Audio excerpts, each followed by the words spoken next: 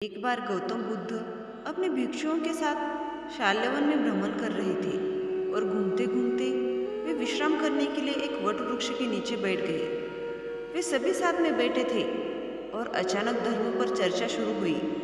इस दौरान एक भिक्षु ने उनसे प्रश्न पूछा, परमेश्वर, मैंने देखा है कि कई कमजोर और विभिन्न संसाधनों से परे व्यक्ति भी विषम परिस्थितियों को हरा देते हैं और बड़े बड़े कार्यों को करने में सफल होते हैं। वही संपन्न और अच्छी स्थिति वाले लोग उस कार्यों को करने में सफल नहीं होते। इसके पीछे का कारण क्या है? क्या हमारे पूर्व जन्मों में कर्म इससे आड़े आ जाते हैं? नहीं, ऐसा नहीं है। गौतम बुद्ध ने उस भिक्षु की बात का उत्तर दिया और एक प्रेरक कहानी सुनाने लगे। विराट नगर में सुकीर्ति नामक एक राजा शासन किया करते थे। उनके पास लहोशांग नाम का एक हाथी था। राजा ने कई सारे युद्धों में इसी पर सवार होकर विजय प्राप्त की थी। बाल्यावस्था से ही लहोशांग का इस प्रकार प्रशिक्षण किया गया था जिससे वह आगे चलकर युद्ध कला में निपुण हो सके।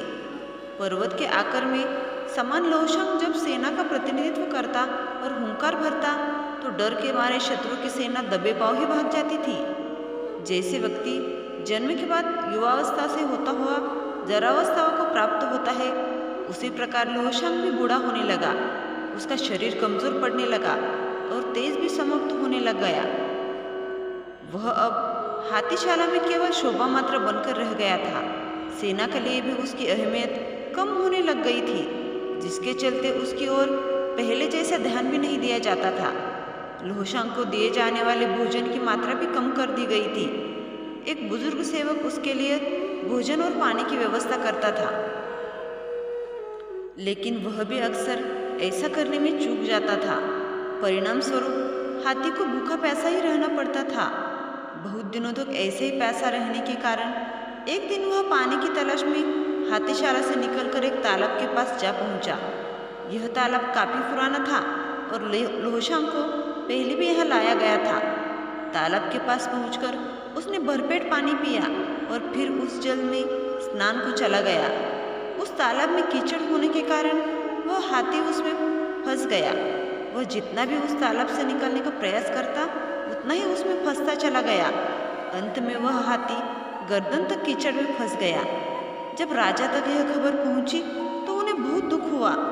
उन्होंने हाथी को निकालने के लिए बहुत प्रयास किए, लेकिन सभी विफल हो गए। उसकी यह दयनीय दशा देखकर वहाँ मौजूद सभी लोग निराश हो गए। जब एक के बाद एक सभी प्रयास निष्फल हो गए तो एक बुद्धिमान मंत्री ने उपाय सुझाया, जिसके बाद हाथी को बचाने वाले सभी लोगों को वापस बुला लिया और उन्हें सैनिकों की तरह सुसज्जित किया गया और युद्ध का वातावरण बनाया गया। लहोशांग के सामने युद्ध के नगाड़े बजने लगे और सेना इस प्रकार इधर उधर कूच करने लगी जैसे वे शत्रु के पक्ष से हो और उसकी तरफ आक्रमण करने के लिए आगे बढ़ रहे हो। यह देखकर अचानक लहोशांग में ना जाने कैसे जोश आ गया और उनसे बहुत जोर से हुंकार भरी। वह अपनी ओर बढ़ रहे सैनिकों पर आक्रमण करने के लिए पूरे बल से गर्दन तक फंसे कीचड़ को खोदता हुआ तालाब के किनारे जा पहुंचा। उसके बाद उसे सैनिकों पर आक्रमण करने से पहले ही बहुत मुश्किल से नियंत्रित किया गया। यह कथा समाप्त करते हुए गौतम बुद्ध ने कहा, भिक्षुओं, इस संसार में सबसे अधिक महत्वपूर्ण मनोबल ही है। यदि किसी व्यक्ति में मनोबल जाग उठे तो दुर्बल और हारा हुआ व्यक्ति भी असंभव को संभव करके दिखा सकता है और अनेक अनपेक्षित सफलताएं हासिल कर सकता है। इस प्रेरक कहानी से हमें यह सीख मिलती है कि मन के हारे हार है और मन के जीते जीत। अर्थात यदि व्यक्ति मन में ठान ले कि उसे जीतना ही है तो कितनी भी विषम परिस्थिति हो वो उसे विजय प्राप्त करने से नहीं रोक सकती है।